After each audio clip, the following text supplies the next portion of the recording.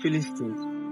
এটা এমন একটা নাম যেটা শোনা মাত্রই আমাদের প্রথমেই মনে পড়ে যায় এক ঝাঁক শিশুদের ক্ষুধার্ত মলিন চেহারার কথা। মনে পড়ে যায় ফিলিস্তিনি সেই বাবা মায়ের কথা যারা এত কষ্ট, এত দুঃখের মধ্যে থাকা সত্ত্বেও মুখে হাসি রাখে। মনে পড়ে যায় ফিলিস্তিনি সেই শিশু বাচ্চাটির কথা যে বলেছিল, আমি আল্লাহ তাআলার কাছে গিয়ে সবকিছু বলে দেব।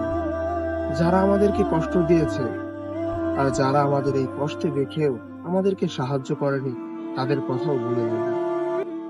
আমরা অন্ন বস্ত্রহীন ক্ষুধার্ত অবস্থায় ছিলাম, আর পার্শ্ববর্তী দেশগুলা তারা ধনাঢ্যও ছিল এবং শক্তিশালীও ছিল, কিন্তু তারপরেও তারা আমাদেরকে সাহায্য করেনি।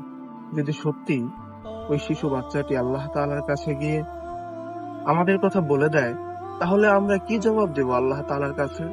সেদিন আল্লাহ তাআলার সামনে পাথরের মতো নির্জীবন হয়ে দাঁড়িয়ে থাকা ছাড়া আর কোনো উপায় থাকবে না আমাদের। যদি সেদিন আল্লাহ তাআলা আমাদেরকে জিজ্ঞেস করে, তোমরা কি তোমাদের জায়গা থেকে একটুও সাহায্য করতে পারতে না? তাহলে আমরা কি জবাব দেব?